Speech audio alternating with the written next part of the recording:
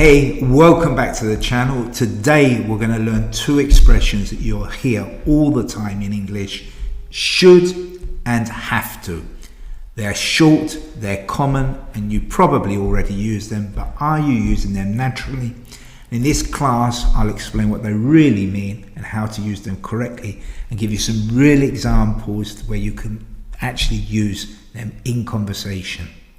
Let's start with should. Let's keep it simple. Should is used for advice, suggestions, and opinions. It's your recommendation. You're saying something is a good idea, not an obligation. You should drink more water. It's good for you, but you're not forced to. You should call your grandmother. You know it's the right thing, but it's your decision. And I should study more. It might help, but it's up to me. You should, when you want to sound helpful, polite, and respectful. It's like saying, if you ask me, this is my recommendation. Now remember, a quick tip. In Spanish, the verb deber sometimes feels very strong, but the should is softer. Okay, the should is that it's for advice. It's not for rules. It's not for obligations. Okay, what we use for rules and obligations is the have to. The have to means you do not have a choice. Okay, it's used for rules, jobs, deadlines, laws, responsibilities. In Spanish, it's like tener que, something you must do. For example, I have to get up tomorrow. It's not a suggestion, okay? It's something I must do. She has to finish the report today. If she doesn't, there's a problem.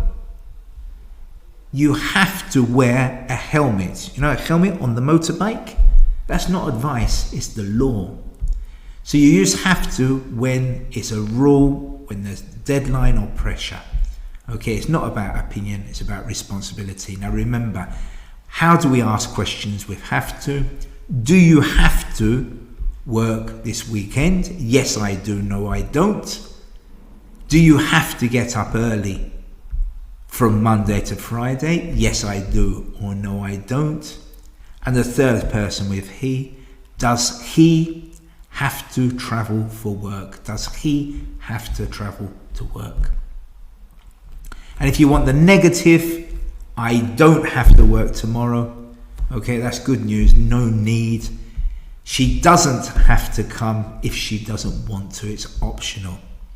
So here you have the two. You've got should for advice and suggestions, have to when something's not optional. And what you can do now, if you like, write two sentences in the comments.